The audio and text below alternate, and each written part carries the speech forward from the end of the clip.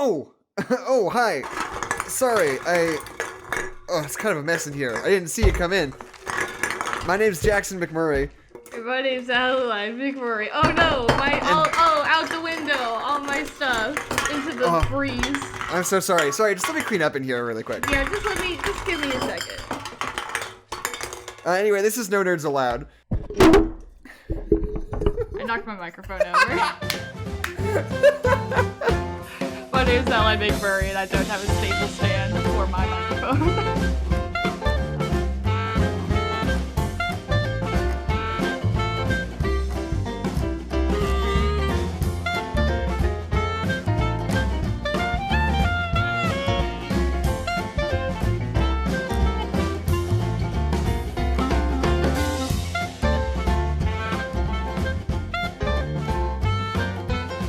Anyway, for real though, before we get started, I'm actually gonna for real pick up all these cans that I set up to do that goof. So Are they just a bunch of Dr. Pepper cans that are in your room? No, it's all sparkling water now. Oh, that's right, because you've given up on life. Hold on. Who are you? I'm cleaning. No, okay, here's the thing. Now that I'm I know, it's not as much sugar, whatever. No, listen, you're an adult now, it's just and that, I hate it. Now that I'm living on my own and I'm buying stuff for myself, whenever I buy Dr. Pepper, I just drink Dr. Pepper, all the time. Just get Diet Dr. Pepper. It's not that bad. Nope, no. It's way better than most diet sodas. Here's the thing, though, is that it's not even just about, it not being good for me. It's just that, I don't know, when I, drink a soda, it's I don't know, my point is that, a sparkling water, you can just drink it any time of the day and just enjoy it. Those are your own hang-ups, Jackson. I don't know, whatever. I will drink a Dr. Pepper at 9 a.m. and not even blink. Okay, sorry about because that. I'm on so much Dr. Pepper that my eyes no longer blink. My point is that, first of all, I'm drinking a lot more water. I did some research, and sparkling water does count as water. Listen, looking at my Diet Dr. Pepper right now, first ingredient, water. Okay, but it doesn't hydrate you, you freak. Anything with water in it hydrates you. This is all Adeline, this is all that hydration elitism. Untrue, Adeline. Jackson, soda does not news. hydrate you. Fake news. And the other thing is that when you drink a soda, you feel like you just drank a soda. It has a physiological effect on you. And when you drink a LaCroix, it's like you just drank water. It feels like you drank some water that was next to a strawberry in a van. Yeah, precisely. Those are all super good jokes that people do about LaCroix, about how it doesn't really taste that much like fruit. What's some more of them? It tastes like if you drank water while looking at a pear. Haha. It tastes like if you were thinking about mangoes while drinking water. Haha. They're all so good. Each is funnier than the last. So you said you had something you wanted to talk about at the beginning. I do have Jackson. I do have one. So this is our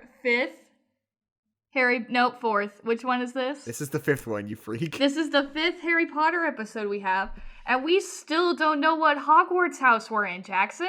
Oh, fuck. So I took a little trip down to my good friend and neighbor BuzzFeed, and they're gonna help us figure out who we are. Wait. Send me a link to the same quiz. Oh no, this is horrible. This isn't even just what Hogwarts house are you in. This is your Hogwarts house percentage. We're gonna do some soul searching. Okay. Because no one on the planet can just commit to one Hogwarts house. Have you noticed that? Yeah, I know.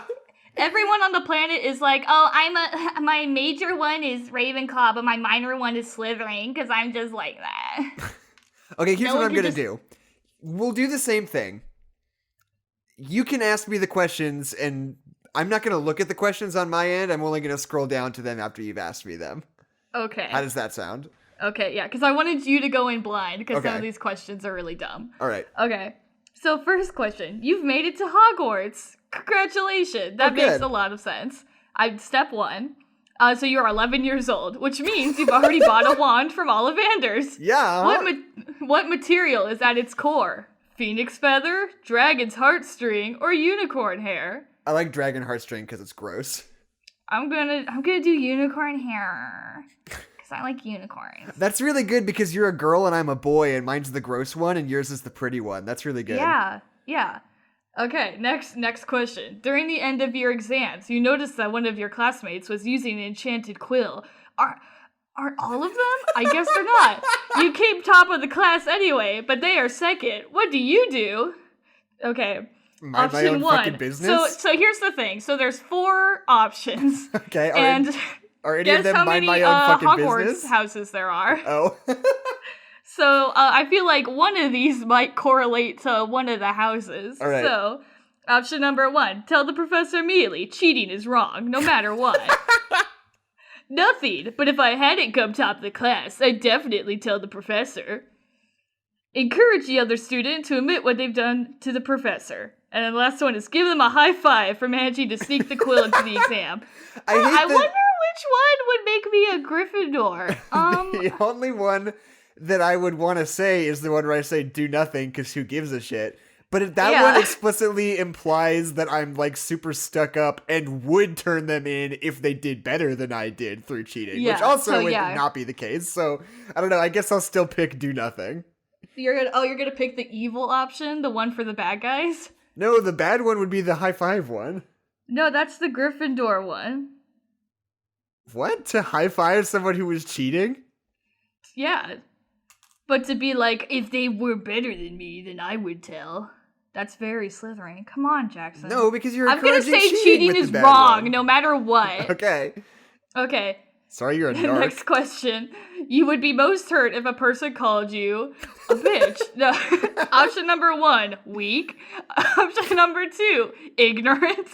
Option number 3, unkind. Or option number 4, boring. Wow, so these are actually just the Hogwarts houses. You're just picking one. Yep. So which one do you want to be? I'll go with ignorant. I'll also go with ignorant, I guess. I'm gonna remake this one and be like, you would be most hurt if a person called you A, cocksucker, B, like. Yeah. Okay. Next question. You're locked in a duel with a skilled opponent. Okay. They fire an unknown spell at you, and you shout. Option 1, Expelliarmus. Option 2, Protego. Option 3, Stupefy. Or option 4, Crucio. What's Protego? I really don't know. I was hoping there was going to be an option that was like, ow, but there wasn't. You shout, my lungs! I'm going to go with Expelliarmus. Yeah, I think we're on the same page. It just seems that's the one that shoots the wand out of the hand. Yeah, none of these are going to stop you from getting hit by that unknown spell, but whatever. Also, I'm 11. Why am I locked in a duel? Yeah, win the duel, get the wand out of their hand, and also B, you're still gonna get hit by whatever that spell is. Right, yeah. Okay, let's move on.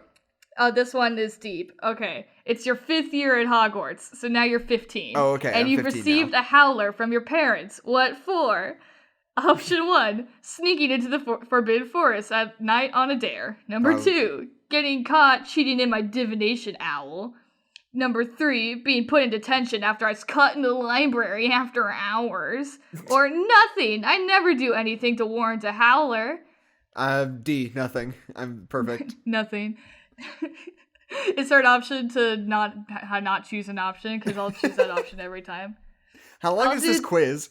That's a good question. I didn't check, so we're just gonna find out. I'm gonna put being put in detention for being in the library after hours. Okay. Oh, hey, there's several kids, so we're just gonna. There's at least 7 more, so we're just gonna go. Which of these Dumbledore quotations speaks to you? Number 1, pity the living, and above all, those who live without love. Number 2, words are, in my not so humble opinion, our most inexhaustible source of magic. Oh. Number 3, it matters not what someone is born, but what they grow to be. And number 4, it does not to dwell on dreams and forget to live. I'm gonna go with that third one because it makes me think about Mewtwo. It does. I'll the words one. Okay, which of these most accurately describes your relationship with your closest friends? A, I love surrounding myself with people. The more friends I have, the better. The next one is I have Whoa, Jesus, I can't read. I have a few very close friends that I would trust with my life. I tend to be wary around new people, so I don't make new friends often. Or, I find myself becoming friends with people who can help me to succeed. No friends? Hold on. Let me think about it. Let's see. I don't know. I hate all these options. Yeah. How do you feel about your friends, Jackson? Do you love them? I'm just going to say no friends. Oh, yeah, yep. I have very few close friends I would trust with my life. Which of your skills are you most proud of? A, your ability to bone down hard. B... You stole it from me. Number 1, my ability to absorb new information. My ability to make new friends, my ability to get what I want, or my ability to keep secrets. Like, just pick a Hogwarts house. Yeah, I'll take absorb new information. Yeah, it's Ravenclaw. The first Quidditch match of the season is approaching, and you can't wait to get involved. What role are you playing? Seeker, I want the glory. Chaser, I like to be involved and work as part of the team. Beater, I like having all the power. Or the last one is, I'll be in the crowd, making sure supporter morale is high. I like that they can't even just let you pick one. No. They have to tell you what you're feeling if you pick that Yeah. one. I'm going to go with Beater because it reminds me of masturbation. Wow. I'll be in the crowd, supporting the morale. You're allowed a pet at Hogwarts, an owl, a cat, or a toad. Which do you bring? That's an owl, snake. A cat, or a toad, or nothing. I can't be trusted to look after a pet. I'm going to go with a toad. I'm going to go with cat. I've been wanting a cat recently. I don't know why. That's just some insight into my life. Next question. It's Saturday. You finished your homework. Not likely. And you have some free time. You decide to spend some time away from your common room. Where do you go? The Forbidden Forest, the library, the kitchens, the Room of Requirement. I'm going to the library. Okay. Okay, first of all, the Room of Requirement isn't somewhere you can just stop by, right? Yeah, we just watched the film in which that was a major plot point. I'm going to say the Forbidden Forest just because my answers are all over the place and I like this persona I'm building of this person who just doesn't make any sense. It's just going to be like 25, 25, 25, 25, Yeah. and that's what we're going to get. Okay. What would you see in the Mirror of Arised? That's really personal. Iris. Okay, first of all, Iris said. Whatever. Listen, it's a made-up word. Option A, myself, surrounded by riches. B, myself, surrounded by my loving family and friends. C, myself, knowledgeable above all. Or number 4, myself, experiencing a marvelous adventure. We get it, it's a mirror. You're gonna see yourself. I don't like that the Ravenclaw answer incorporates this idea of like superiorism. Yeah, like what the fuck is up with that? Like how about just myself living my best life with the knowledge I've obtained? Yeah. Why does it have to be that I'm like dominating everybody else? People are super rude to Ravenclaws. They say that we like to read and nothing else. We're multifaceted. Okay, I guess I'll just say experiencing a marvelous adventure. Surrounded by my loving family and friends.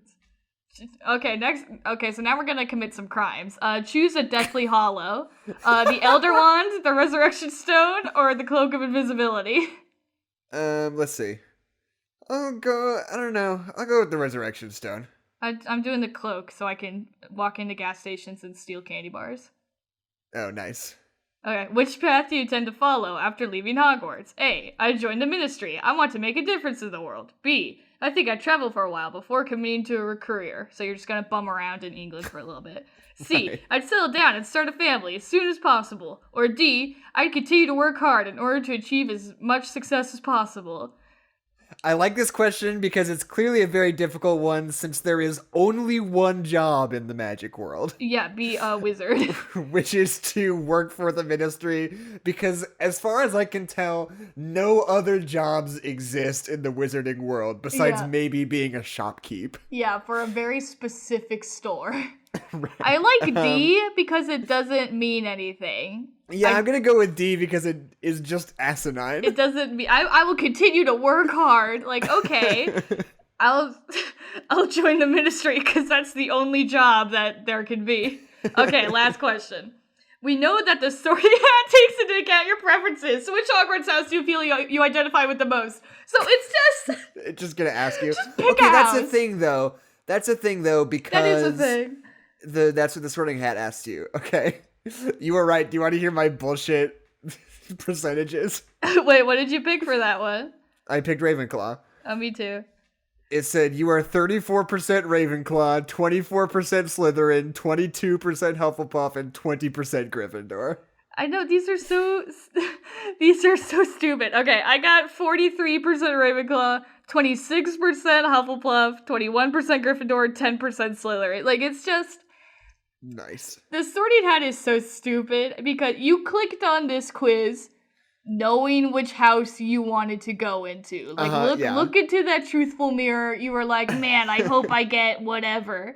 And then what's stupid about the sorting hat is that, like, the fact that you already know what you want to be in is it basically just puts you there. So I'm just saying all of these quizzes are BS because you already know where you want to go. A quiz in the little recommendations that almost feels like a parody of BuzzFeed. Do you want to hear what it is? Everybody is 50% Disney princess, 50% Harry Potter character. Who are you? I mean, listen, if I'm a 13-year-old girl and I got nothing better to do. Look, we all know that everybody is 50% Disney princess and 50% Harry Potter character, right? Don't you want to know which one of both of those things that you are? Because you are. Everyone knows this. Everyone is. Yeah, because everyone is either half of that or half of the other thing. Yeah, absolutely. Oh, man, I really don't want to view the 641 comments. I really don't. We should have done the official one. Do you want to... Oh, I've done that one. It's lame. Oh, okay. Fine then. The Pottermore one? Yeah. Wait, hold on. This sex quiz will determine which Hogwarts house you belong to. Nice. Didn't J.K. Rowling say that nobody fucks at Hogwarts except for the Hufflepuffs who jerk themselves off? Yep. So no, the picture for the quiz is that one scene where Harry and Hermione make out in Ron's nightmare. Right. Yeah. Because that's the only even vaguely sexual part of any of these movies. Yeah, it's not a sexual series because they're mainly about children under the age of 18 years old. Right. So do you want to talk about this movie? Yeah, let's talk about the movie. I'm gonna close out of the internet. Yeah, me too, because this BuzzFeed quiz is like really bogging down my computer. Yeah, I know. Is it? BuzzFeed needs to get their shit together because I got that little warning from Google Chrome that's like, hey, this website's fucking up your computer. Do you want to stop? Yeah. Do you want to get off of BuzzFeed? Okay, so I feel like this is a hot take. Okay. I've liked each of these movies better than the last so far. Yeah. No, I really, really, really like this movie. Me too. This Order of the Phoenix was always my favorite book of the series because I loved the heist at the end so much. I thought that was the coolest thing in the world when I read it. And it's been a long time since I read it, but I still remember that this was my favorite book of the series. Yeah, totally. But yeah, so there was something I was looking into that I just want to touch on. Touch it.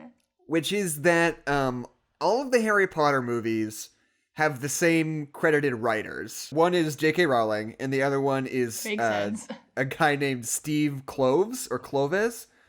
Except Cloves. For this one, except for Order of the Phoenix, which has a different writer. Which is just super weird. I don't know what happened that made that the case. Yeah. But, what falling out happened. Right. But it's weird because he came back for the next one and they kicked that other guy out again. So David Heyman, or no, sorry, he's the producer. Michael Goldenberg wrote this one with J.K. Rowling, rather than Steve Cloves. Huh. I don't know. It's spelled with a K. It makes me think it might be Cloves. I don't know. Whatever. Who knows?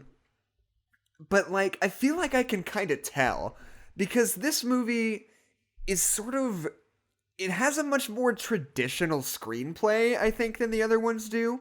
Mm-hmm. Like, it's very much interested in, like, setting up ideas early on that pay off in a really specific way in the climax, right? which Yeah. is like super like traditional screenwriting that the other movies aren't necessarily quite as interested in. Does that make sense? Yeah, I think, and I know nothing about the writers other than they were involved in these movies, but like all the other ones so far, they really seemed like the emphasis was not on it being a standalone screenplay. The emphasis was on this as a adaptation of a book. Like it was very much following the like script that the book had laid out and following that as best they could in the format that they had chosen.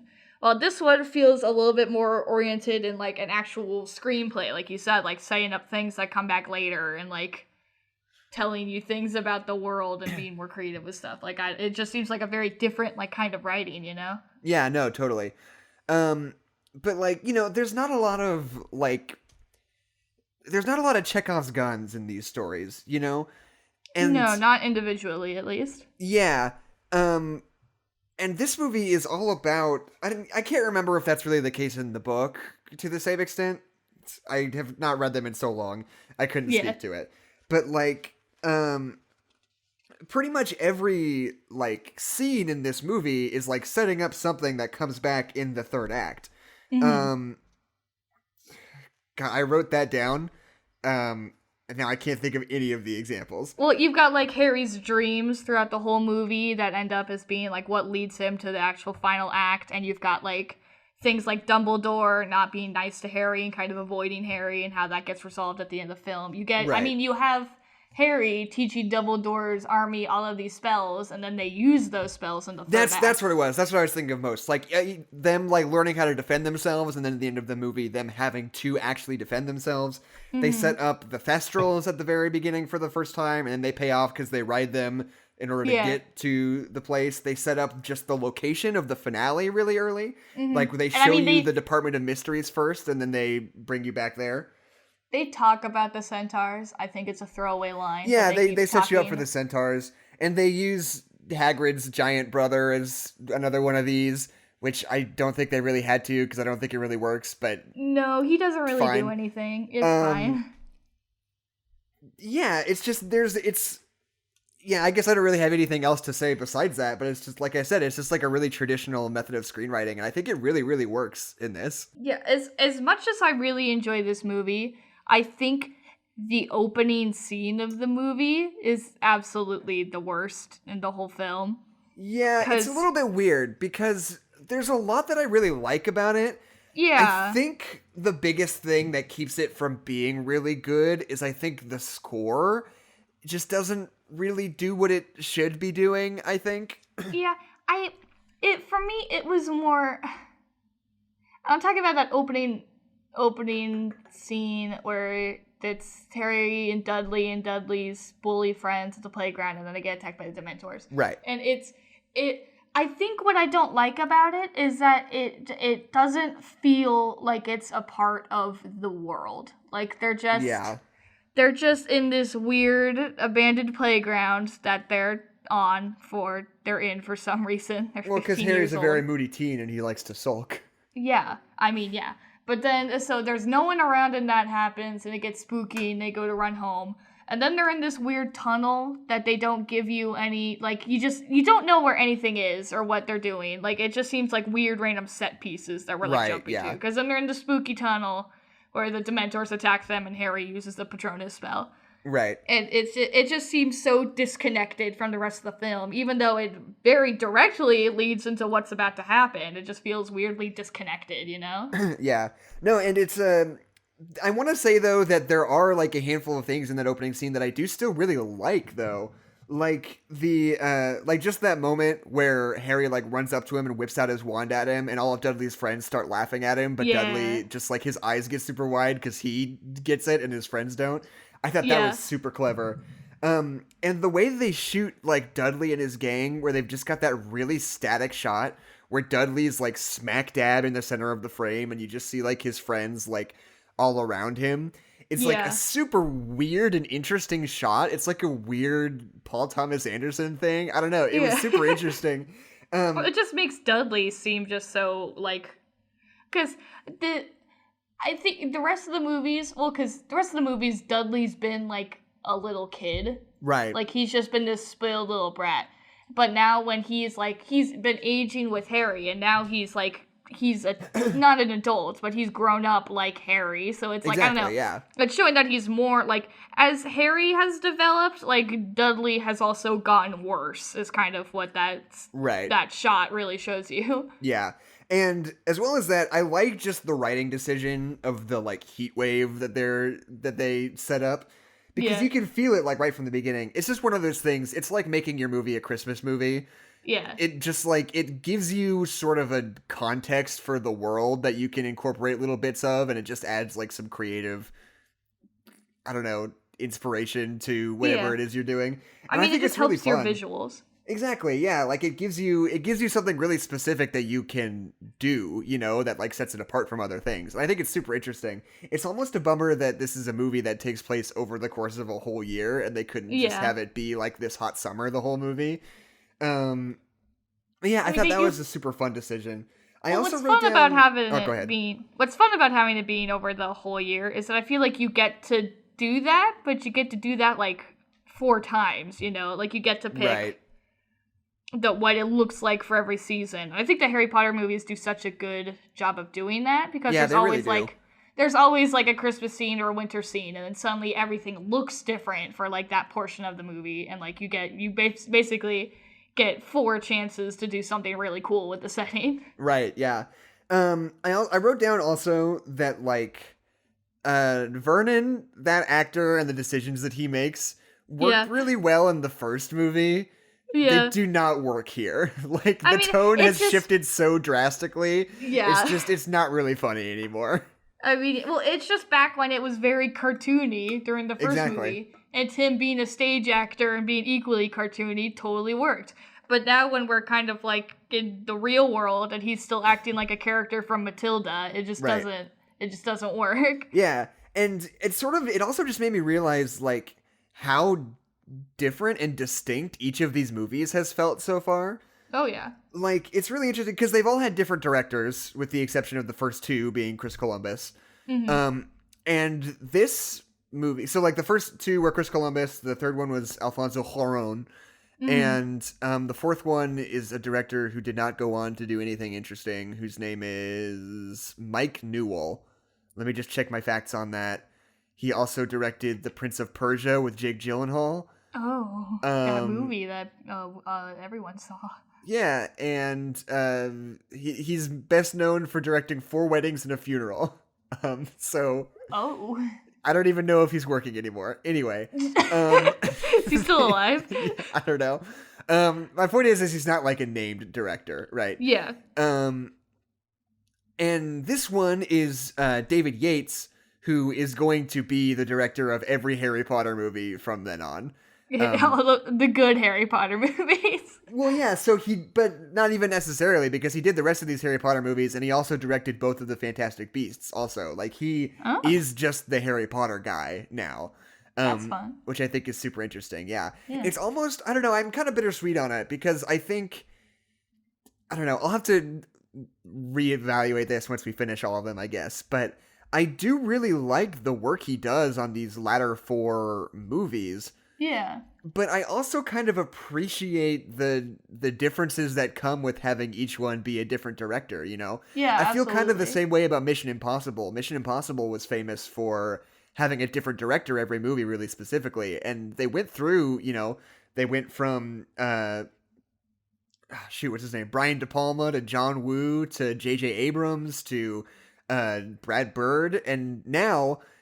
with Rogue Nation and Fallout, they were both done by Chris McQuarrie, who I love, and I love those 2 newest Mission Impossible movies. I think they're way better than any of the other ones.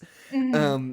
But now he's gonna do the next 2 also. Chris McQuarrie is gonna do 4 Mission Impossible movies. It's exactly the same trajectory as the Harry Potter movies. And it's on the one hand, I really like his work, and I think he's doing really good stuff, but I also just appreciated the diversity of having a different guy in charge of each one, Yeah. And I think that just comes down to where the industry is at, because it's with quote unquote blockbusters like these movies. Like, do you want to go with someone who you know is going to make a good movie, or do you want to take a risk and hire someone else and just like that kind of thing? And yeah, I totally agree with you. I think, well, I also just think getting like, I think we like kind of take directing as a profession like kind of for granted. Like, we have like only like a couple like dozen like directors that like are like in the popular subconscious, but there's like 10 billion other directors that never get to direct a movie, you know? And so I love giving directors like as many opportunities as possible. So like I don't want everything to be J.J. Abrams. I don't want everything to be the same director over and over again. Right. Even if I do love those directors, because if I want to grow up and be a director, I would like to also direct a movie, please. Right, yeah. No, and I feel almost the same way about Marvel a little bit, because like in the first two sort of phases of Marvel, they like switched up directors a lot, and like as a result, a lot of different movies had a lot of different tones and ideas in them. Like Iron Man, the first two were Jon Favreau, and then they brought in Shane Black for the third one, which was super different and great. I watched the third one yesterday, and it's so good. It's so the best fucking Iron good. Man movie. Iron Man 3 is a really good movie, and everybody who says otherwise can suck my small dick. But like every Thor movie had like a different director, you know. And the first two are bad. Yeah, but they're all different though. Like they all have their own unique voices. Oh, absolutely. And now Except Marvel's for Jane in a place. Foster, okay, I'm interrupting your whole spiel real quick. Me and my friends have been going through the Marvel movies because one of my friends hasn't seen them, and we just like watched a bunch of them yesterday. Right. But we also watched Thor 2, and Jane Foster in that movie makes me want to die. She does nothing but lust after Thor and pass out. That's her whole character throughout the whole movie. She does that like 7 times, and she never does anything, and I don't want Natalie Portman to be She-Thor. Okay, cool. Can I continue? Yes, I'm so sorry. I can't. But now we're in a place where like Marvel seems to have like settled down, you know? They're like, okay, here's Black Panther. Those are going to be Ryan Coogler always. Here's Guardians of the Galaxy. That's going to be James Gunn always. Yeah, Scott Derrickson's doing Doctor Strange, and James Gunn's doing Guardians of the Galaxy. Well, I mean, bring in some Taika Waititi is doing the next Thor. Exactly, yeah. Taika Waititi's on Thor now. It's just like, obviously they're bringing in people for their new, like, properties. You know, there's Kate Shortland doing Black Panther and Chloe Zhao doing Eternals and all that stuff. But it's still, like, there's a part of me that wishes they would have gotten somebody different for Doctor Strange, somebody different for Black Panther 2. I thought that would have been a really fun, like, way to get some new blood in and just keep things interesting. But, I don't know, I guess if it ain't broke, don't fix it. I don't know, it's just, I kind of wish there was a little more, I don't even mean, like, diversity in terms of, like, the kinds of people. I just mean, like, different people, you know? Yeah. And don't get me wrong, it would be radical if we could get a female director at Marvel. 3 already. I know, but that's out of how many? Yeah, okay. But yeah, so anyway, David Yates does great work in this, much like Chris McQuarrie on Mission Impossible, much like Taika Waititi on Thor. I still kind of wish there were more people involved, but whatever. Yeah, totally. I mean, what I love about this movie is that it explores a lot of more parts of the Wizarding World that we haven't talked about, especially like the Ministry of Magic. Right. But I forget her name, I didn't write it down, but I love this just old lady squib character who just like kind of lives across the street and like knows about magic. Like, I think that's just such a great little thing to toss in. Right. And like in the books, Harry talks about like this was like a lady who would just like babysit him every once in a while, and like I just like that's such like a great just little piece of flavor, and I really like it. Sorry, 1 second. Oh, I love the way they introduce Mad Eye Moody. Because as soon as he comes in the door, Harry's like, Professor Moody. It's like, no, he was never a professor, Harry. Not once was he a professor. And they like act like they have a relationship, which they super don't. Yeah, because it wasn't Moody in the last movie, but we're just gonna completely ignore it. It's just so funny to me that they just like, they treat it as if that was Moody the whole time, even though it wasn't. That makes me laugh. Going back just a little bit, because the whole thing was that Harry gets that letter that's like, you've been expelled from Hogwarts because you use magic, but it's the Ministry trying to set him up. Right. But what makes me laugh so much is that the letter is marked confidential, but it's also a howler, Right, which yeah. yells what is written on it at max volume, and that's just another little dash on the long tally of every time that magic is stupid in the wizarding Right. world.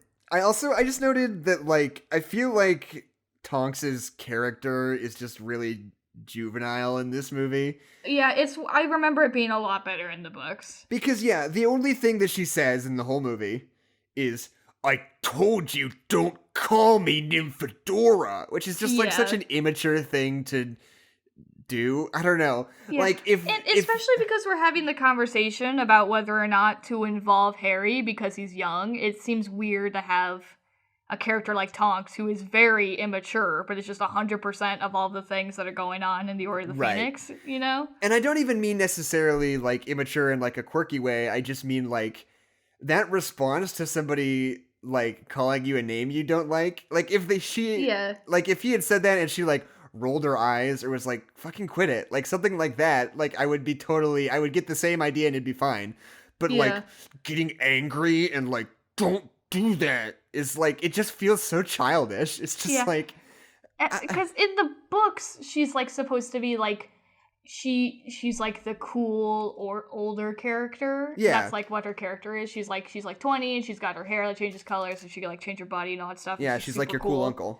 Yeah, exactly. She's like your cool older cousin. But in this movie, because she's not a part of the movie, she's just kind of there, and she just kind of does some things for comic relief, and then we never see her ever again. Yeah, I don't know. It just seems weird that they, like, I would have just almost preferred if they just, like, did the same thing they did with Kingsley Shacklebolt. Just be like, here's these other guys. We're not going to hear from them. They're just there.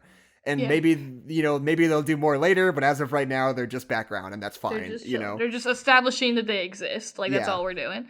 And it makes me laugh because when they go pick up Harry, it's Mad-Eye Moody, Tonks, and the third guy whose name I cannot remember. Is it the African guy?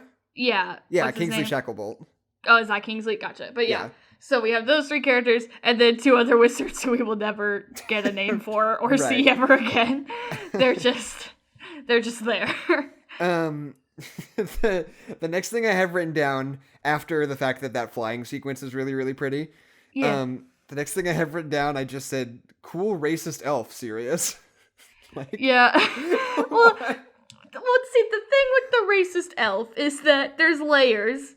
Yeah. Layer 1, you own a living being, serious. You have a slave. That's what that is.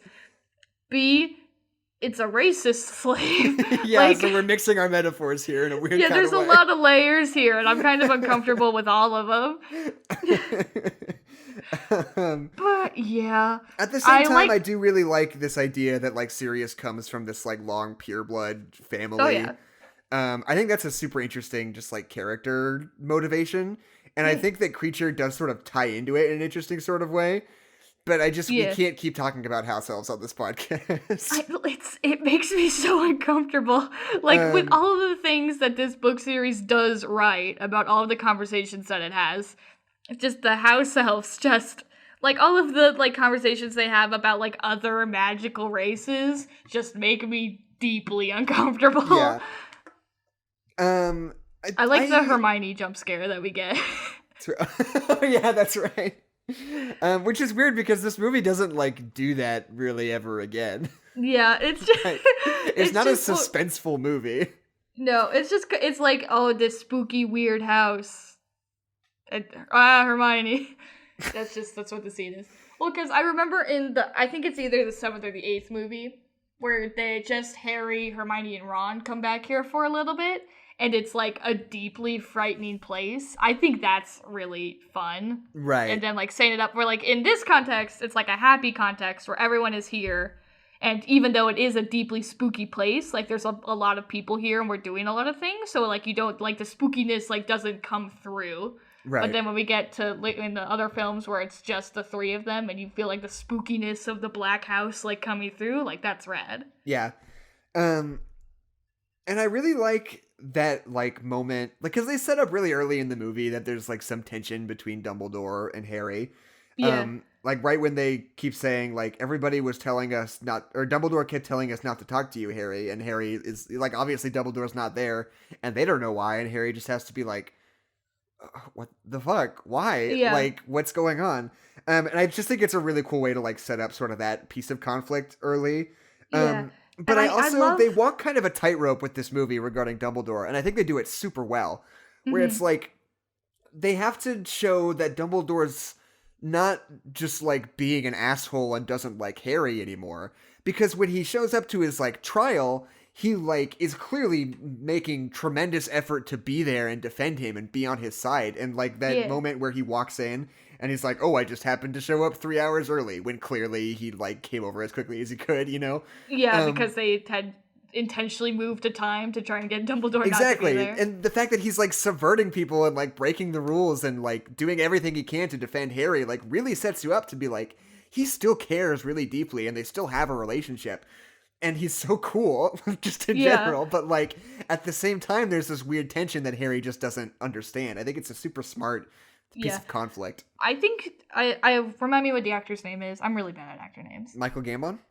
Yeah, his performance as Dumbledore in this movie is just really, really good. I agree. He walks that line super well. And like I feel like we see a whole bunch of different sides of Dumbledore in this movie, even though it's kind of the point of the movie is that we don't see Dumbledore a lot. Yeah.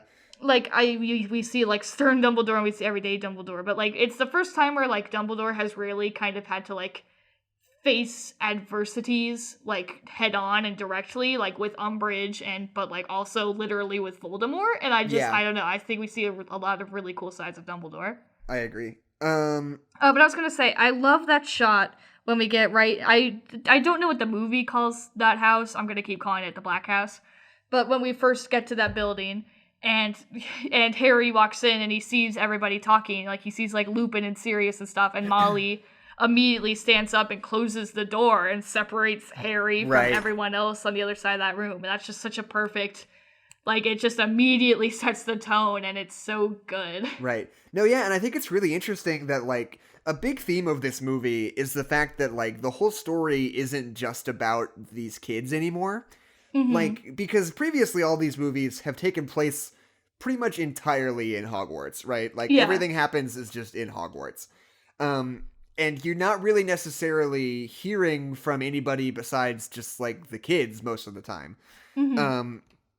You know, obviously not all the time because there's like other ancillary characters that are doing It's different like things. Hogsmeade. But like in this movie particularly, like all the other characters have a lot more agency.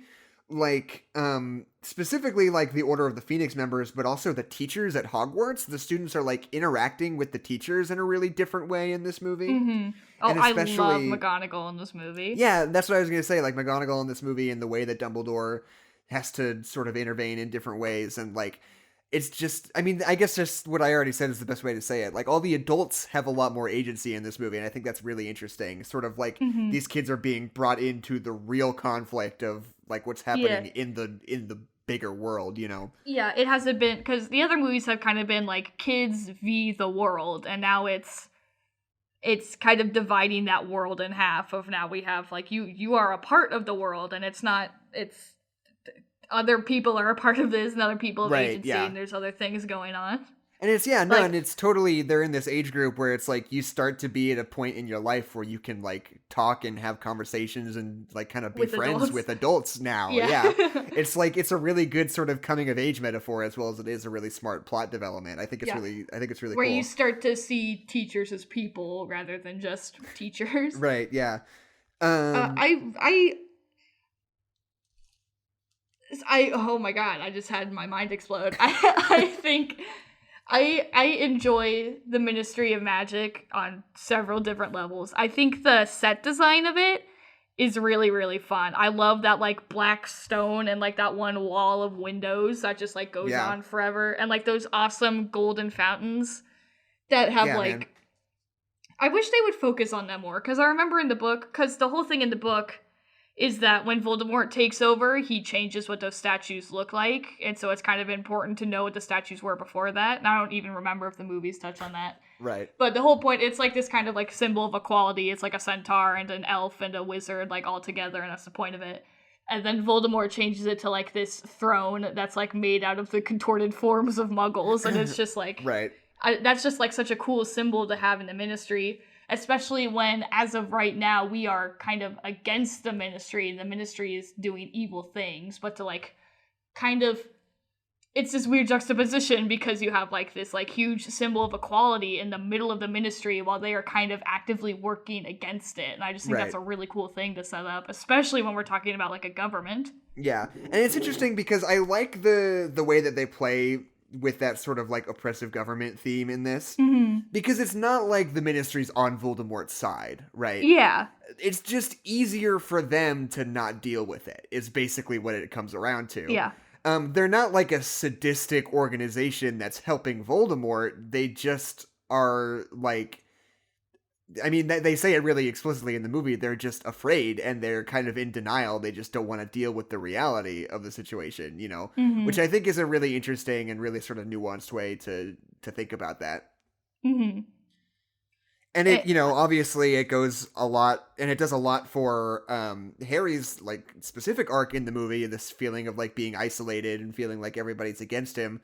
And, like, just being angry about a lot of things in this movie. Well, because if Harry's whole thing was, like, just, like, these bad people are against me, then I feel like he wouldn't feel so alone. It's the fact that it's, like, my friends and my family and this force of this general force of good is against me and making my life hell. Like, that is much worse than just, oh, the bad guys are being bad, you know? It's the good guys are being bad. Yeah.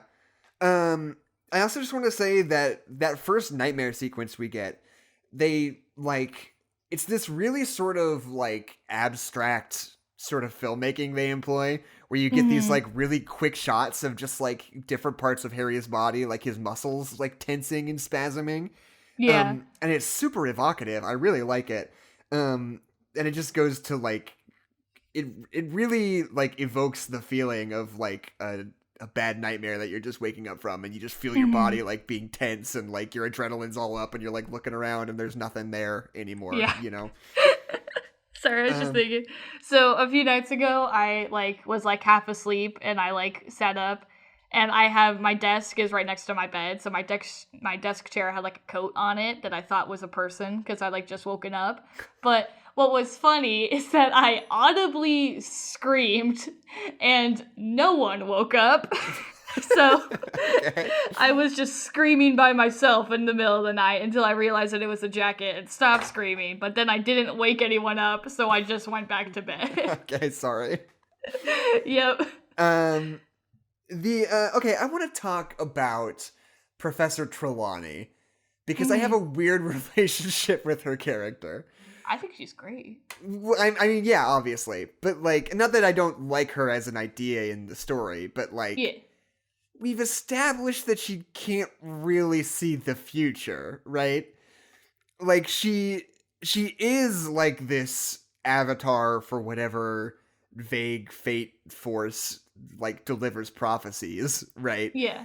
And that in certain situations she can like see the future when she like goes into this trance. But like in terms of the kinds of things that she's teaching kids, she's completely incapable of it. So like, yeah, I do kind of think that maybe she shouldn't be teaching it for real though. The thing that what she's teaching is incompetent that's Hermione's opinion. That's the opinion that we get, is that's Hermione's opinion. Because, like, in that scene, I think it's in the third movie. It's in the third movie where we see her doing stuff. And she, like, totally gets, like, Harry's birthday wrong and stuff. In the books, she's actually saying Voldemort's birthday. So she is actually doing what she's supposed to be doing, but she's just getting the wrong person because Harry's two people, you know? Like, that's a part of it, is that she's not a quack. She is good at what she's teaching. She's just weird, and her kind of real powers are hidden. So, yeah, like, no, she is teaching, and she's teaching well. It's just she's just a weirdo, and sometimes it doesn't come through all the way, you know? But I don't think that's the position that these movies take. No. Especially in the third one, we see her almost entirely as, like, this fraud that, like... And then there's that scene where it's, like... I don't even know if they say it explicitly. I remember it from the book, at least. But there's that scene where she, like, goes into this trance and she, like, gives this prophecy to Harry. Yeah. And I remember, like, she did that to Dumbledore once also, and that's what got her the job. But, like, it still just feels...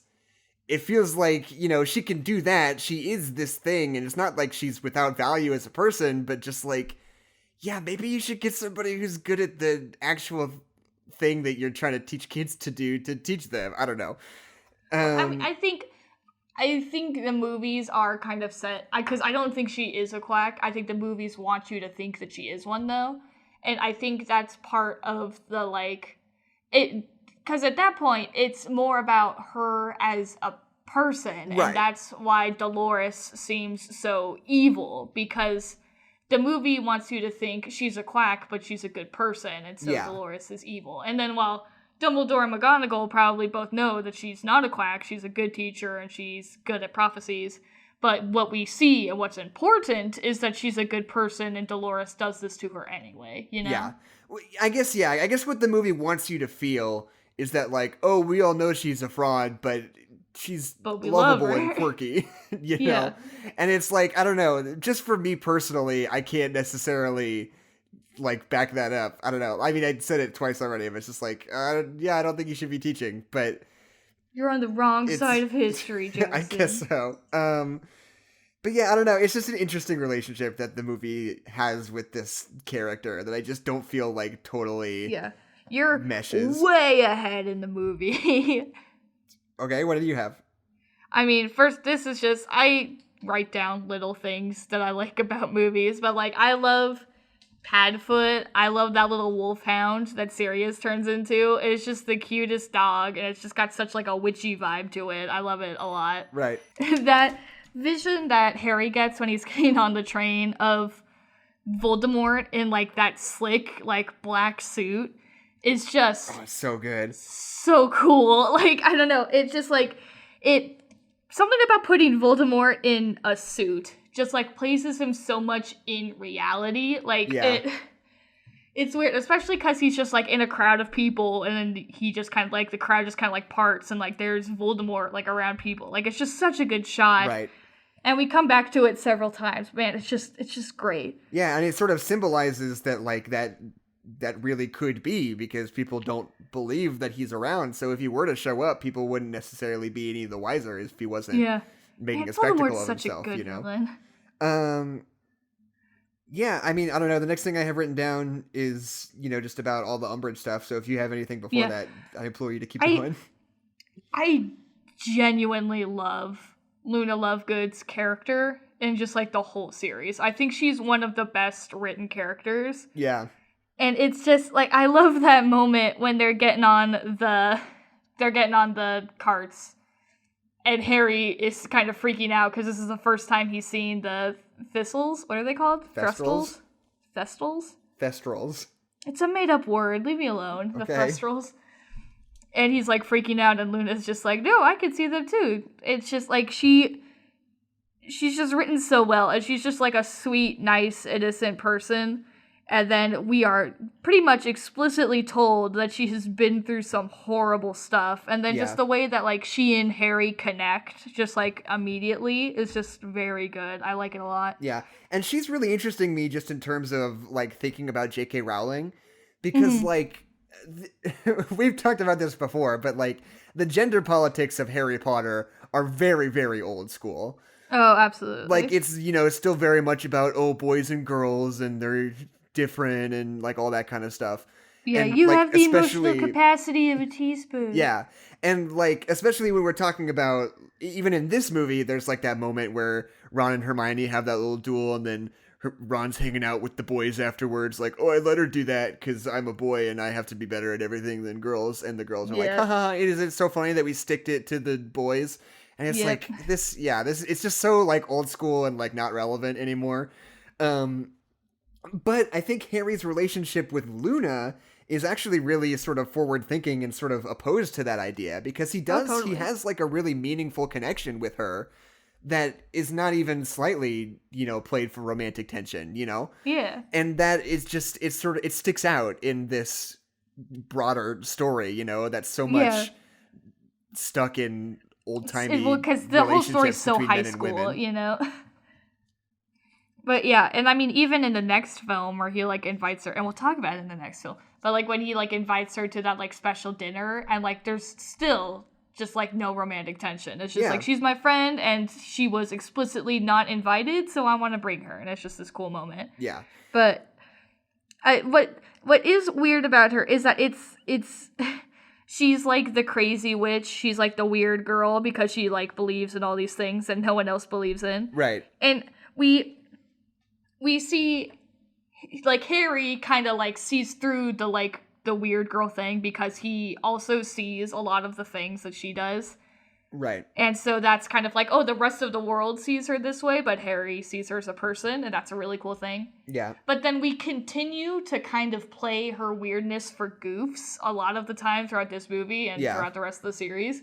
And it's kind of similar to the times when, like, people don't believe in Santa Claus in a Christmas movie. Right. It's like, she's a witch, this is a magical world, if she brings something that you don't know about, everyone's just like, oh, she's crazy, not like, that the world is magic and these things probably exist, you know? Like, it's just weird. Yeah, I don't know. But I just buy it. I don't know. If, like, I believe that there are, like, myths and things in wizarding culture, like, and I don't want it to seem...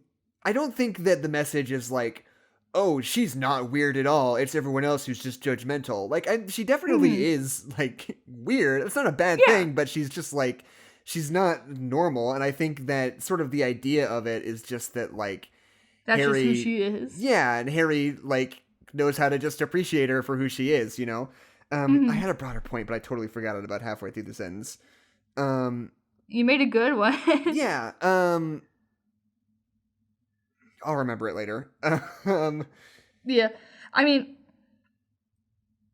I guess it's just that the Harry Potter movies, like, own opinions about magic are just sometimes a little bit weird for me. It's like anytime Harry gets into, like, a weird magical situation, like even when he gets in, like, the phone booth, and he's like, what? We're getting into a little phone booth? And then it goes down because it's magic. It's like that kind of thing, where it's like, I don't know, if I lived in a magical world, especially if I'm from the Muggle world, I would kind of just, like, expect everything to be magic. So when it's like, oh, here's a little thing, I'd be like, oh, there's something magical about that, And like, that same kind of attitude about the myths and legends, where, like, if they were like, oh, there are these things, and someone's like, oh, well, those things don't exist, I'd be like, well, it's not crazy to believe in them because it's magic and we got a lot of magic stuff, so, like, I don't know, even if it's weird to not believe it, to believe in that stuff, I don't know, it's just like it's just more like magic stuff, it's just more magic. Right. Yeah, I don't know, and the way that it's interesting, Luna Lovegood's really interesting to me because, like, she's obviously, like, sort of a late game addition to this, like, cast of characters. Yeah. But I really think that, like, her and Harry, like, in terms of their chemistry, like, because, like, Harry and Ron and Hermione are all friends. It's not that they don't have good chemistry, but they just sort of are three different people with three different personalities that don't necessarily have much in common, and they're just sort of friends because they are, But I feel like Harry and Luna have, like, some really specific connections, I almost wish that, because they're both these people who have dealt with these traumas from really young ages, who have, like, dealt with it in really different and complicated ways, Well, even Harry and Neville have that level of connection too in this movie. And Neville's been there for a while, but he's not really been there, Right. And yeah, I guess what I'm just trying to say is that I wish that these characters had been sort of a more integral part of the story and like as their attachment to Harry as a character, because I think that their relationship just like makes a lot more sense than the one between Hermione and Ron does. Does that make sense? Mm-hmm. Because Yeah, Hermione totally. and Ron, not that they're not good characters in the execution of the story, but like in their conception are very much just like, oh, he's got two friends, and one's a boy and he's poor, and the other one's a girl who is really smart. Yeah, sure, let's go forward with that, you know? Well, I mean, I think that kind of diminishes the relationship a little bit. I don't think that's true. I mean, because in the first... I mean, we've all had friends that we made in elementary school that were our friends for a very, very long time. Even as you grew up, you were still friends. And I feel like that's very much Ron and Hermione and Harry. But, like, also, they do have a lot of ties. Like, Harry may not be poor, but he is very much an outcast, just as Ron and Hermione are. Like, they do have ties that bring each other together. And I don't want to just say, oh, those are just his friends, because I feel like that's not true. Well, no, because that's what I was trying to say. Because what I said was, like, obviously in execution, they're a lot more fleshed out and they're a lot more interesting than just that. I just mean in terms of, like, brainstorming and how you're writing the story. My point is that, like, and it's weird to say this because the writing process, especially on, like, an 8-book series, doesn't necessarily work this way. But, like, hypothetically, if you had, like, started out this series with Harry and Neville and Luna being, like, the core trio, I think that those characters and their relationship to Harry Potter would be a lot more thematically meaningful than the one between Harry and Ron and Hermione. Does that make sense? Yeah. I get what you're saying, but yeah. Did you notice that Cho... for some reason, I never noticed this until just now, but Cho Chang just has an American accent in this movie. You're right. And I don't know why that is or why it took me so long to notice. Yeah, that's... What? I don't know. I really don't know. The other thing I have written down is just there's that moment when Umbridge is, like, going through the school and, like, adjudicating everybody, and she's, like, going after Snape, and Ron starts laughing at him, and Snape just straight up, like, smacks him in the back of the head, and it's really funny. It's really good. There's that moment where Seamus kind of, like, confronts Harry, like, the first day back, that I think is really, really good. Well, first of all, because... I mean, we talked about this a little bit in the last movie too, but something about these movies just seems so much more biting today than it probably did in the 90s, where like Seamus is like, my mom doesn't believe you, so I don't believe you. Right. And again, that huge fight. And I think that's a great scene.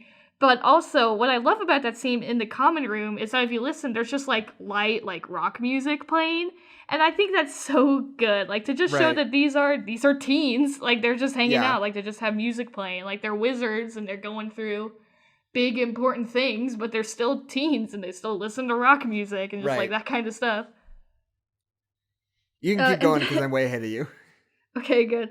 And man, when Umbridge, like that first Defense Against the Dark Arts lesson with Umbridge, where she talks about how school is about passing the owls, not about learning to defend yourself. And I was just like, ooh, they nailed the American school system. Yeah. Like, wow. No, yeah, and that's something that's kind of interesting to me, too, because, like, clearly J.K. Rowling has a lot to say about it. And it's just, like, I don't know, J.K. Rowling's, like, politics as a person are, like, I don't know, they just are fascinating to me. Yeah, like, she's a strange person. She really is, and like the things that she feels, the things that she feels really strongly about versus the things that she doesn't, and the things that she didn't feel strongly about originally that she seems to feel strongly about now is really interesting too. Which is its own conversation, but like, maybe you know what we should do. We should finish all these Harry Potter movies, and then we should have an extra episode at the end that's only about her Twitter. When we just go through her Twitter. Just go through her Twitter tweet by tweet and just discuss. Oh my god. All of it. But yeah, so like obviously she has a lot to say about schooling, and like I think there's a specific smack of sex education to this as well. Like with the idea of like teaching abstinence only rather than like safe sex. I think there's sort things of you can like actually use. Yeah. That's like the strongest allegory that I got like immediately from it, with this idea of like, oh, just learn about dark magic in theory, don't actually do it in practice. That was my immediate reading of it. I mean, that's just the most similar metaphor that we have, I guess. Yeah. Right. I mean, yeah, like it.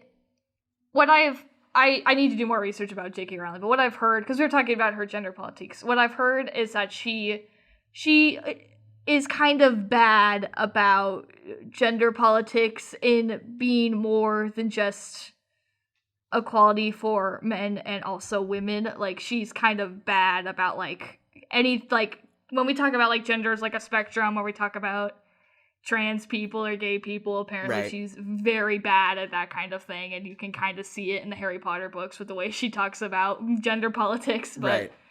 yeah, she's just such a weird person because, like, this story is such an explicitly, like, anti-fascism, like, Nazi story. Right. And it's a great story, and it does that so well. But then there's just, like, other things around that main core story that just kind of, like, fall apart a little bit and get Right. a little bit uncomfy. And I think it's really interesting because, like, I don't know, like, watching these movies, like, I totally agree with a lot of the core meanings of it. And then I turn around and go on her Twitter, and I'm like, Right, what are we talking about? It's just, I don't know, it's really interesting. She's a weird person. Yeah, when it's kind of cool because, like, I like that sort of wizarding society doesn't directly parallel, like, real life society, you know, in terms of, like, the government structure. Because, like, you know, it's kind of implied that their, like, judicial system is just kind of fucked up and doesn't really work. And, yeah, well, because like, it's the president is the head of the judicial branch. Yeah, exactly. And it's not even like, oh, there's a current, like, corrupt administration and it doesn't work. Just, like, systemically, it's like a whack system, right? Yeah, like, this is just how we've always done it. Yeah. It's kind of bad. And it's interesting because it's, like, especially in, like, America and, like, Europe, we have this, like, judicial system that's, like, really immaculately crafted. Not to say that it's, like, perfect and always works, but, like... Because it's not. It's this big, complicated system with, like, a whole bunch of checks and balances and, like, different ways to make sure bad things don't happen to the best that we can. And it seems like, you know, wizarding society doesn't necessarily, like, place as much value on that. And it seems like that's a specific choice, you know? Yeah. I mean, I think it's really funny because McGonagall, like, specifically has a line where she calls, what's her face? Dolores's practices medieval. And Yeah. I think that's, like, hilarious. Like, in the context of the wizarding world, I think it kind of is medieval. Like, Yeah. the way that we've seen the school run, where we, like, have just, like, watched kids, like, blow things up, and we've seen Neville get hung off of, like, 4 different things. And, like, we've kind of, like, seen how, like, the wizarding world is kind of messy, but we've just enjoyed it. So to have, like, a politician and a bureaucrat to come up and be like, well, this needs to be organized. It's like, part of you is like, yeah, you're right, but the other part of you is like, well, but the fact what it is what makes it great. Right. And yeah, but just in terms of, like, wizard government, they play a lot with the idea of, like, the government having a really explicit control over the press, which is something that we're, like, really, really passionate about in America. And I believe, like, also the same in most of Europe as well. I guess I don't really necessarily know, because I feel like, other than the fact that if they didn't and it was messed up, I probably would have heard about it. I don't know. I mean, Russia's really bad about that. Yeah. But, like, mostly what I'm talking about is I'm talking about America and England, because this is sort of, like, the influencing cultures in this kind of movie. Harry Potter, yeah. And it's, like, because that's something we take really seriously, is, like, that the press should be separate from government, and that, like... should tell the truth. Exactly, should tell the truth and should be free to be critical of government. That's, like, one of the core things that at least America is, like, built around, right? And so J.K. Rowling, it feels like, is sort of postulating, like, here's this alternate system where, like, that's not necessarily the case, and here's why that would be fucked up, like, really specifically, you know? And it's several times throughout this film, they have these little, like, they're kind of transitions, but they're these little, like, scenes that we see, these little, like, montages of, like, the newspapers, and, one thing will happen, and then the newspapers will go through and just, like, show you what happens because of that. And I think it's a really cool and interesting decision to use the newspapers, because it tells the audience what happened, like, after that one decision, but it also tells you what the general public of the society is being told. Right, yeah. It's kind of like, what's the word? it's this dramatic irony where we know that there's something else going on when they have these headlines, but we can still infer what actually happened through these basically lies that are being told to the public. And I think it's a really smart use of the newspapers. Going back to her being medieval, that blood quill is terrifying. I know, it's so great. It's such a great gag. What's up with that? And it's such a perfect, like, radicalizing experience for Harry, right? Oh, yeah. It's this wonderfully crafted, like, moment that sort of breaks him, you know? Mm-hmm. Not to say that he's, like, broken and defeated, but it's after that happens that he decides to start Dumbledore's army. I mean, he doesn't necessarily decide, but he and his friends, you know? Yeah. And I think it's just perfectly, it's like taking all of that bitterness and resentment and rage that he has and suddenly focusing it into this, like, exquisitely specific moment, you know, that is just absolutely everything, like, rolled into one. It's this scene that has these ideas of, like, government interference in Hogwarts and people not believing in him and him being alone with this teacher, the sense of isolation. And it's like all these things that are these huge, like, things that Harry is grappling with all rolled into one in this, like, hugely demeaning and painful experience. I think it's just, like, a genius plot point. Mm-hmm. And a little bit, I don't know if it's before, I think it's before, but because the next thing I want to talk about is Dumbledore's army, but before that, we loved the fire gag thing with Sirius. I know, they just do a movie. worse version of it. And they made it so lame. It's just like his face, like, superimposed over a fire, like right. something I could do in Photoshop. And yeah. It's just, it was so cool, and I didn't do it, and I don't get why. Yeah, and I was gonna say, sad. This, that's something I have noted too, is that these movies have sort of a weird relationship with continuity also. Yeah. The one that always sticks out in my mind is in Deathly Hallows, there's a line that I just remember because I found it so weird, where they pull a line right out of the book where they say, where Lupin says to Harry to, like, prove that he's real and not, like, a Polyjuice Potion person. He's like, when you met me in my office for the first time your third year, what animal was in my room? And he's like, oh, it was a whatever it was. But that wasn't the case in the third movie, right? Oh, yeah. And they pulled that line out of the book because it was, like, a powerful scene, you know, so they copied a lot of dialogue right from it, but it has, like, it weirdly embraces the canon of the book rather than the canon of the movie. Yeah. And the same thing going forward with Fantastic Beasts, right? Is because these are these expanded universe stories that are presumably moving forward with the canon of the books, ? But with some of the same characters and actors from the movies, ? Like, it's the Star Wars prequels all over again. It's just adding to a story that's already been made, so you can't really that's not even necessarily what I mean. You're setting up. That's not even necessarily what I mean. I just mean, like, are these movies, they've got, like, two different parallel canons that they can't, like, decide which one is really which. Does that make sense? Yeah, it's like kind of like a double think scenario. Like, it's it's the movie universe and also the book universe. Exactly. And, it's like all the same. Well, with the Harry Potter movies, I feel like that's maybe a symptom of having several different directors, is that continuity gets a little weird. I mean, like, we've had a completely different Hogwarts layout after the first two movies. Right. And we're just, like, at a completely different castle, and that's fine. But, like, I just think that's a part of it, is, like, what's another downside of having a bunch of directors. I think certain continuity kind of gets left behind for the sake of the new director having their own vision, you know? Right. And, okay, so, Harry sort of starting his own, like, guerrilla defense against the dark arts class. Yeah. Is super fun. So good. Do wish, though, I wish we would have put some more emphasis on Harry himself being a teacher. This movie sort of posits that just because he's good at this subject means that he's also inherently good at teaching that subject to other people. Yeah. And I wish we could have seen some of the work that Harry put in order to be a good teacher and sort of planning his lessons and thinking about what the best ways to sort of interact with his students, quote unquote, would be. Does that make sense?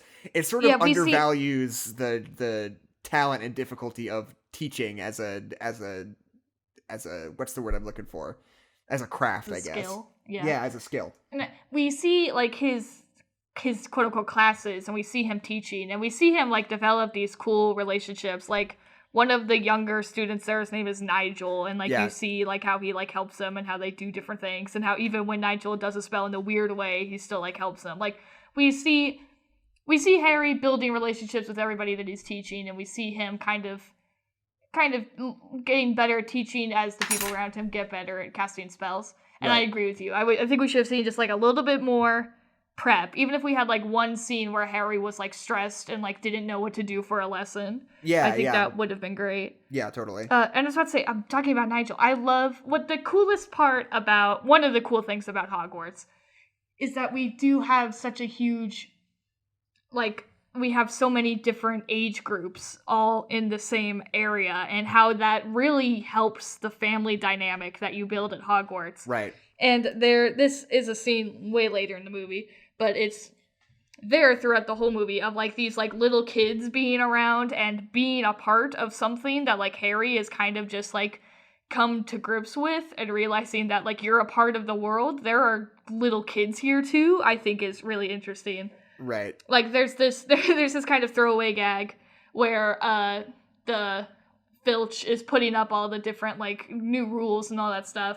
And he does the gag where he turns with the ladder and everybody ducks. But in that scene, there's just like an 11-year-old who's just standing there who doesn't have to duck. And it's just really funny. I didn't notice that. That is really good. Yeah, no, it's really good. But like later in the film, we see like Fred and George like comforting this little boy who has the "I will not tell lies" on his hand. And oh God, it gets me every time. It's just so good. It's really fun. Fun's not the right word. It's really good. No, fun is the wrong word. It's really powerful and affecting. Fun. I appreciate sort of like that when Cho and Harry kiss after that lesson, I appreciate that it wasn't sort of like Hollywooded up, I guess, because they're like standing like a foot away from each other and they're like not touching each other at all. And I was just like, I feel that as two 15-year-olds. This is a teen kiss. Like, this makes sense, yeah. I just think it's so funny, because, like, on paper, like, movies like this, it's always, like, they have this, like, passionate embrace, but it's just, like, this weird, awkward kiss where neither of them really knows what they're doing, and they're just, like, weirdly far away from each other. I don't know, I thought that was really fun. I had this, like, large part of the movie where I didn't write anything down, but that's just because I was just watching the movie and deeply enjoying the movie. Right, yeah. And kind of forgot to take notes. Like, I mean, that whole scene around Christmas where he has that nightmare of seeing himself attack Mr. Weasley and, like, having to, like, go to Dumbledore, and having that scene where he's just sweaty and freaking out, and he has that moment where he just, like, breaks and just yells at Dumbledore. Yeah. It's so good. It's really good. I do want to make a note of this sort of, like, sequence, though, that I think is weird, is that, like, presumably Arthur Weasley was attacked by Voldemort, right? Remember that the snake is, thingy. The Voldemort soul piece. What is it? Horcrux. The snake is a Horcrux. Regardless, like, Voldemort's snake, like, even indirectly, he was attacked by Voldemort, right? And there's, like, a lot of mystery about Voldemort and what he's doing and what's going on. And, like, we don't think to, like, ask Arthur about what happened or what, like, why it happened this way. It's just like, oh, I saw that he got attacked. And then it's like later, it's like, he's recovering from when he was attacked. It was like, oh, okay, what happened, No. Dumbledore explains this when he's running around and ignoring Harry. Is that... So, they have that conversation at the Black House where they're like, Voldemort is after something he didn't have before. And he's after that prophecy that'll tell him if he'll win or not. Right. And So the Order of the Phoenix knows that, and when Dumbledore talks to all the portraits to get information to get Mr. Weasley, he tells one of the portraits Mr. Weasley was on guard duty and he's been attacked. So it's saying that Order of the Phoenix people have been in the Department of Mysteries protecting that orb, and that's why he got attacked by Voldemort's snake. Gotcha. Okay, but I also feel the same way about the second time when it happens, when it's Sirius. Yeah, because but that was fake. Was that fake? Did we? That was fake. Okay, yeah. They never said it was fake. They just brought up the idea that it could be fake. Okay, cool. Well, remember they get there and he's like, "This is where Sirius should be," and he's not there, and then Sirius comes later and he's like, "Not that at all." I must have been writing while that happened. Probably. But yeah, that's what I think is really cool, because like you can kind of like pinpoint when Voldemort like figures it out that he can show Harry things. But yeah, and I want to note that the whole, like, oculancy sequences with him and Snape are really cool, too. Oh, they're so good. And, like, the dynamic between Snape and Harry in this movie, I think, is really interesting, because it's interesting because they're on the same side, right? Yeah. But they still deeply don't like each other, you know? And they just have to sort of deal with that, right? Yeah. And, you know, it's your immediate impulse is like, he's like probing into Harry's memories. And it's like, you are a teacher and a student. Like, this is deeply inappropriate and shouldn't be happening. But like, on the other hand, it's one of those things is just like, too bad. Like, this is bigger than that right now, you know? I think it works really well. And it also sort of ties in when he like pulls it back on him and he goes into Snape's memories and sees his father, like, bullying Snape as a kid. Oh, yeah. And it, like, all sort of ties into this, like, general thematic idea of, like, Harry finally starting to have an actual relationship with adults. And that means, like, first of all, he's, like, upset and frustrated about Dumbledore for a lot of the movie. And then later on, he has to, like, cope with some harsh realities about his dad, who's not just a perfect angel. Like, he was a person, and he was a bully in high school, you know? I mean, him and Sirius, like, specifically have that conversation, and it's just, like, where not everything is black and white. Like, people are good and bad at the same time. And I think because for all of the movies so far, I think Harry has really specifically seen something in black and white, because that's pretty much what it's been. It's been Voldemort is the bad guy and we are the good guys and we just got to figure it out. Right. But now when you have stuff like the Order and you have people like Snape who are trying to help you but are kind of bad people, it's like you have to have the understanding that not everybody, like, there's dimensions to this. Yeah.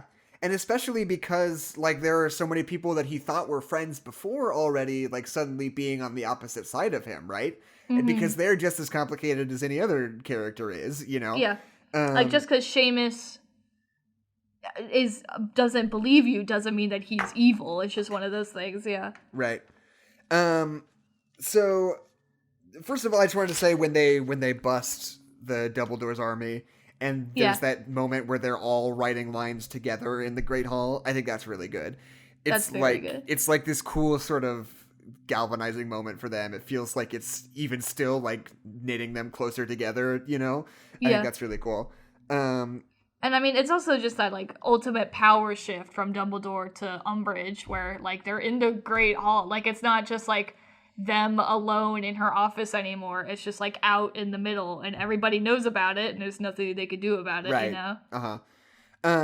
I think the way that they handle sort of the Fred and George like giant prank is really smart in this. Because this movie just in general is very dour, right? That's kind of the idea of it. This is to use like the hero's journey. This is sort of the climax of the story, right? It's when everything seems darkest. And but like it is still like a big blockbuster family movie though. So I think deploying Fred and George the way that they do is like the perfect moment to just give everybody a win, sort of.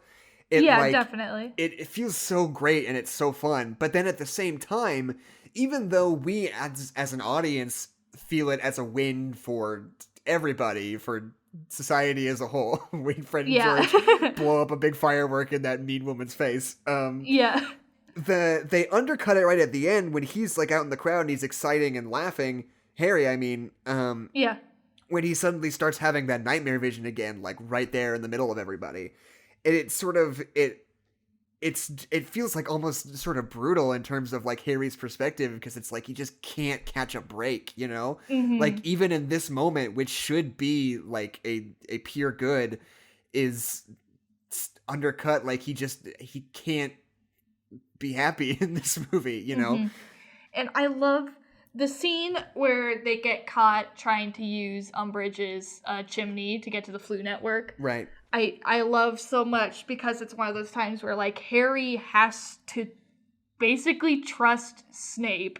Right. And I just think it's so great. Well, because first of all, it makes Umbridge this absolute evil, because in all the other movies, like, even if Snape hasn't been explicitly a bad guy, he has never been a good guy. He has never been on Harry's side. He has never been explicitly helpful to Harry. Right. And so when he has that moment when Umbridge is basically going to Crucio curse him, and you have that moment where Snape is, like, walking away, and Harry just, like, yells at him that Sirius is in trouble, it's so good.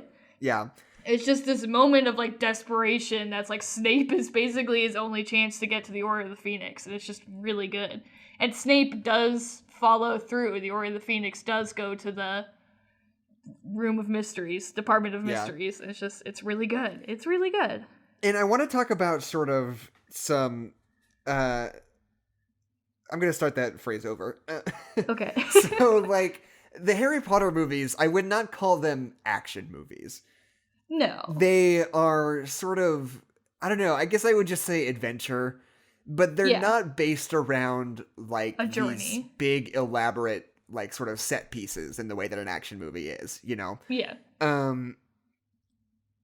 But I think that this movie, the third act, is very much that of an action movie, you know? Oh, like, yeah, it's a heist. Yeah, exactly. Sort of this heist going into the thing versus, sorry, that was absolute nonsense, that sentence I just said. The sort of that heist when they're breaking into the Ministry of Magic is very much, has a lot of momentum and a lot of combat in it when they're defending themselves against the Death Eaters. But then also when the adults show up, and then the duel between Voldemort and Dumbledore, it's like all so much bigger and more extravagant and elaborate than these movies have been before. And it's like exciting in a, I don't know how to describe necessarily what I'm talking about, but like in a way that action movies are versus just a dramatic movie is, if that makes sense. Yeah. I mean, it's like the Harry Potter Voldemort duel that we get in the third movie is very boring from like an action standpoint. And what's going on in that scene is great. It's a great scene, but from like a purely like action standpoint, they kind of just like walk around each other and then eventually have that little duel and then they both leave and that's like it. And so to get to this scene where they're just like, first of all, the Department of Mysteries is such a cool area and such a cool set piece, and the way they use it is really interesting. But yeah, just like to have them like running and casting spells and being in like a real fight for the first time in the movie series is just very, very good. Right. And you also have the Death Eaters got their glow up where they've got that super cool like metal masks now. Yeah, their masks rule. They're so good at like being what they're supposed to be. They're like scary and intimidating. Yeah. Yeah. I also just want to say when they're running around and they end up like destroying all of those crystal balls in the Ministry of Magic, that stresses me out super bad. Like, oh, okay. Most of those were probably important. Like, they saved them for a reason. In the next movie, those are prophecies. I want them to be like, oh, well, you know, we would know a whole bunch of stuff if Harry Potter hadn't fucking destroyed our entire filing like system the burning at the Ministry of Alexandria. of Magic. Exactly. Like, it stresses me out. It's like, we saved those for a reason. They're important to somebody.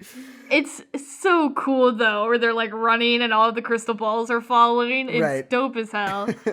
Okay, I've said this before. This was my favorite Harry Potter book in the series. I have never, ever understood why the wizards have this weird portal to the death dimension. I don't get it. I don't know why we have it. I don't know what it does.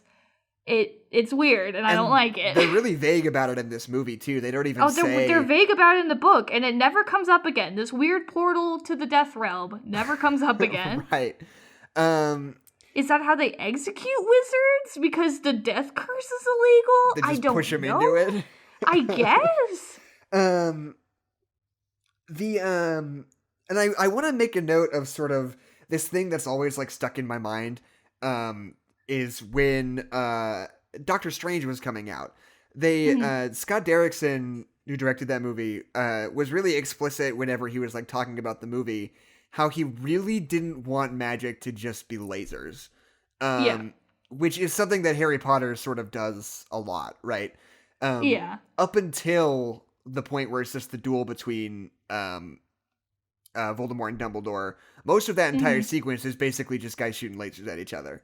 But I think they're still smart about it. Not that I'm like condemning the movie for having lasers in it. Well, there's like different types of lasers, and they do different things. Yeah, and there's also the fact that these are students and they know the very basics, so them just shooting around lasers totally makes sense. Well, even when the adults show up afterwards, it's mostly the adults fighting the Death Eaters. But my point is that I don't think this is a bad thing necessarily, and I think it's smart that when we get to the duel between Voldemort and Dumbledore, they understood that it couldn't just be lasers there, right? Oh yeah, because that would be terrible. It just being lasers in the first part of the scene works because there's not really like much that would be different if they were doing more creative things, right? It's just like this sort of like broad scale thing. But it's like, we've seen the lasers, we were impressed by the lasers, we thought that was cool, but then if they do that again, it wouldn't work. And the way that the fight between Dumbledore and Voldemort is sort of choreographed, I think is so cool. It's so good. Because it's, it's all about all these super creative uses of magic, right? It's like breaking windows and sending glasses or shards of glass at him and like pulling a giant fire snake out of a fireplace to attack him and like encapsulating Voldemort in water. It's like these big, broad, like creative uses of magic that are so cool. And what I love about it is that it doesn't devolve into a Green Lantern fight where they're like, a big fist, a big shield. Like, it doesn't turn into that. Like, it seems very creative and very original, and it's not just about blocking what the other person is doing. It's about, like, attacking against a fin. Like, because at the very beginning, Dumbledore and Voldemort, they do the, like, duel thing where, like, the spells hit and they have, like, that little contest to see who can win. Right. And Voldemort starts, like, flicking his wand so that, like, lightning is, like, coming off of that and, like, hitting Harry from, like, where they're doing that. It's stuff like that that's just, like, super creative and makes it stand out and not just feel like that one fight between Yoda and Count Dooku where they make things slowly where they just move toward each other. Throw stuff at each other, yeah. Oh my god, why is that fight so bad? That's such a horrible, horrible scene. God, everyone's... Tangent. People always say that Phantom Menace is the worst Star Wars movie. That is deeply, deeply untrue. I think Attack of the Clones is maybe the worst movie anybody has ever made. It's just... my friend tried to tell me that scene between Yoda and Count Dooku is really good because it's the first time anyone had like used the Force to like attack somebody besides like choking them. Maybe that's true. I'm like, that's fair.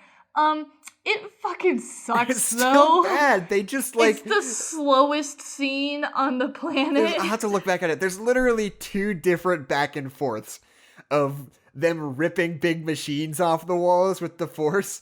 And slowly sending them at each other. It towards each other. Yeah, it's horrible. Please put some of the visual into the podcast. Okay, yeah, maybe I'll do my best to try to do that. If not, just edit this out. But it's so... Oh, you mean like into the video podcast on YouTube? Yeah. Oh, I'm probably not going to do that because what about the people who listen on iTunes? What? YouTube exclusive. Okay. And yeah, the last thing I have written down is just that little clip show at the end when he's like probing through Harry's memories is really, I think it really works. It works very well. It's interesting because this sort of feels like a lot of things about this movie, like I said, in terms of what's his name's hero's journey, it's very much like the climax of this whole thing, right? It's this like moment where everything seems darkest and it feels like you can't win, and as a result there's a lot of sort of, I don't know, it makes you feel the power of it, you know. And something like that, like looking back on the whole series and showing you like really explicitly like the character development that's taken place in that context really, really works, I think. Mm-hmm. And I absolutely love that line where Harry, like, kind of, like, because the whole movie he's been afraid because he thinks that he is too similar to Voldemort. He thinks that he's becoming a bad person. Right. But when he kind of realizes it's about what's different about me is like so complete that I'm never gonna be like you because I have people that I love and I'm fighting for something. Right. And it's just that line where, like, Harry's like, you're never gonna win because you have no friends or anyone that you love in your life. And, like, that's a bad way to phrase it, but Harry's like, I feel sorry for you. And I think that's such a powerful line to say to this, like, absolute, like, entity of darkness. Yeah. I just think it's very powerful. I want a scene where Harry calls Voldemort a virgin to his face. You'll never love anyone. What's that scene in the new Kingdom Hearts movie where Woody totally roasts that anime character? I don't know. You've told me about it, but I haven't seen it before. It's very good. Woody just walks up and he's like, something tells me no one's ever loved you in your life. And just Woody just tears this anime character apart. I feel like we're kind of at the end of our thoughts here. I mean, I also just appreciate sort of the brevity of the wrap up here. Yeah. Like, every one of these movies has this, like, really extensive, like, end of the year sequence that's always really exhausting, and I like that they just don't do that in this one. Well, I mean, because I feel like we're at the point in the story where, to Harry, it doesn't matter who won the House Cup. Like, that's not even been on his mind. In other movies, it absolutely has been a part of his mind, because, like, he's in high school and he's, like, enjoying his life, and, like, that's been the most important thing, has been Quidditch. Like, there's not even a Quidditch scene in this movie, like, the whole movie, and I think that just really shows how, like, Harry, like, has real problems in his life now, that, like, the stuff that he used to, like, enjoy and care about, he, like, can't afford to care about anymore. Yeah, and there's no Quidditch in this movie. I didn't think about that until just now. Thank God. Yeah. I mean, this is, like, I mean, like I said before, I think I've liked each of these movies better than the last, which I was not expecting. I feel like before we, like, went back and started rewatching these, I was just, like, really ambivalent about the Harry Potter movies. Like, I didn't really feel really strongly one way or the other. But, like, I really like these movies, I think. Yeah. Like, I really, really loved this one. And I mean, part of it is that the story itself is just a very good story. So you've got a great foundation, because it's a story that we know because we've read the books. It's also just a good story. Yeah. And then, so it's kind of hard to screw that up. So you have these, like, even the first two films that aren't great films, like, they're still good because they still do what it needs to do to be a Harry Potter movie, you know? Yeah. So, do you want to move into our secondary thing? Yeah, God, the Hoop Adventure. We really fucking need, like, a name for this second thing, because every time I say secondary thing, I just hate it more and more and more. Okay, let's think. Let's brainstorm. We could call it our backup feature. Our double feature. Our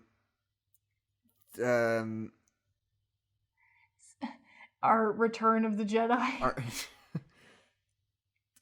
I don't know. We could think on it. We could call it No Nerds Allowed, the sequel. We could think about it and come back to it. I can't keep doing this, Adeline. Okay. So yeah, we wanted to talk today about the new game on the Nintendo Switch called Ring Fit Adventure. Did you watch that whole trailer? I did watch that whole trailer. It is fucking hilarious. It is. Okay. I 100% get it, though. And I don't think it's a bad idea.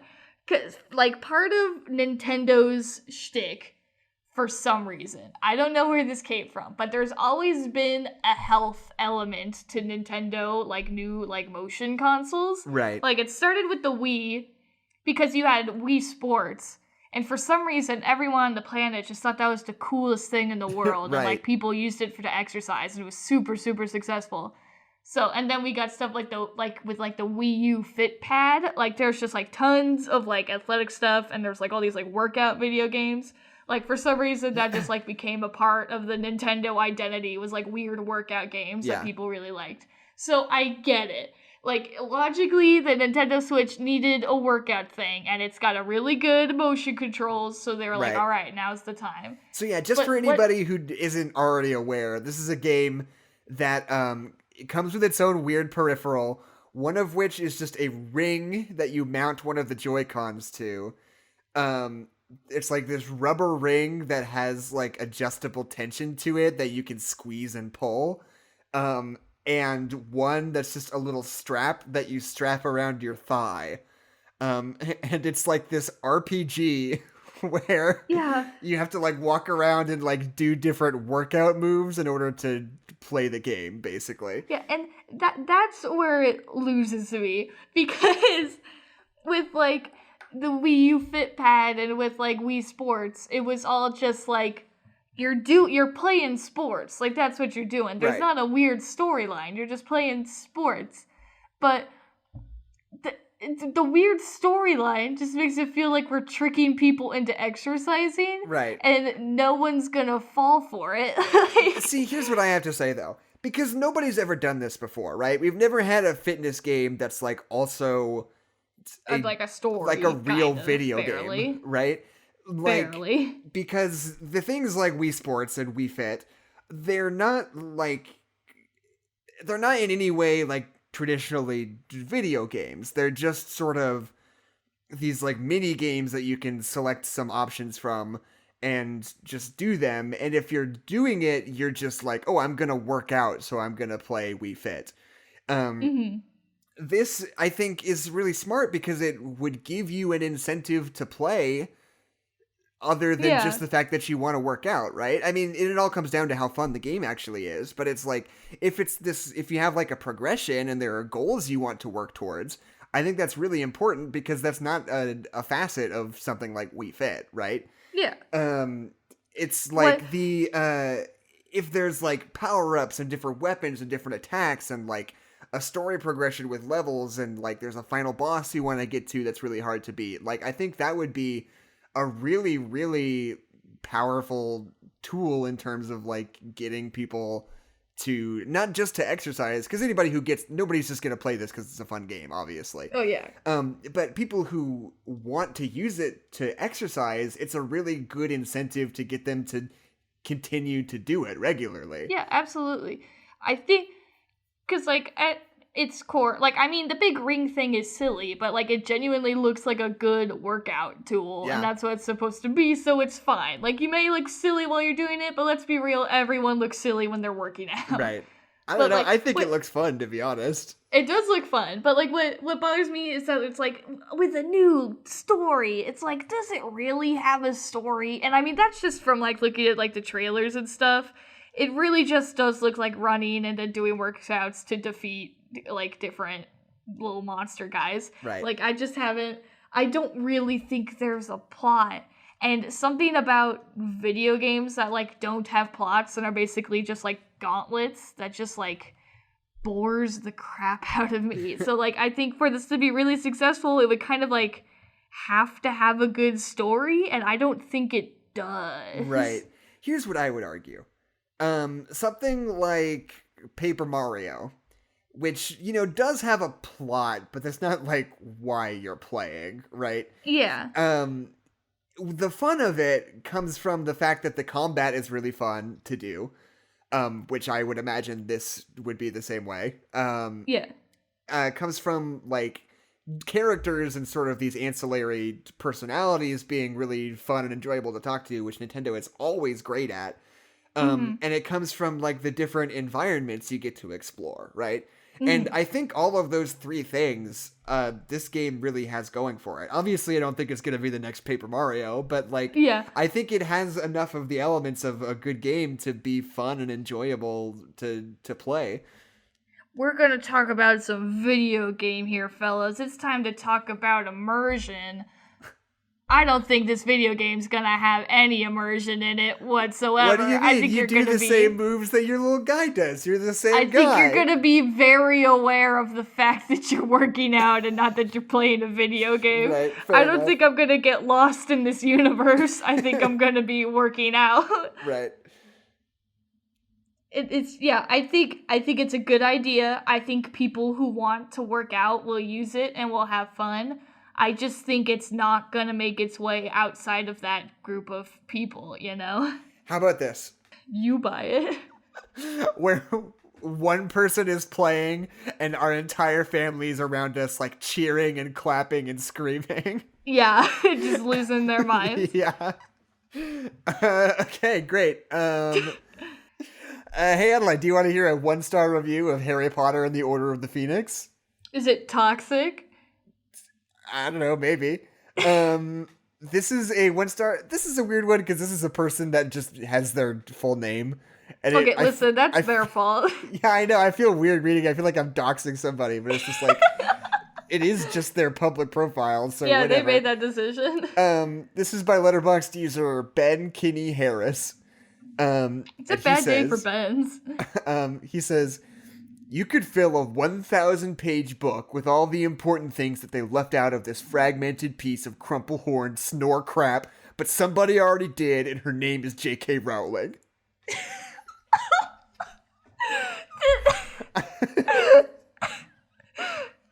So okay. I guess this person is implying that there's 1,000 pages worth of content that they left out of this film adaptation of Order of the Phoenix. Oh man, dude, that's my name's Adeline McMurray. And my name's Jackson McMurray. And this is No Nerds Allowed. And there's No Nerds Allowed. We switched it, but whatever. It's because, God, dude, J.K. Rowling has never come close to writing a 1,000-page book. Like, that's not even a thing she's done. Order of the Phoenix was the longest one. How long was that, actually? I don't know. It's not 1,000 pages.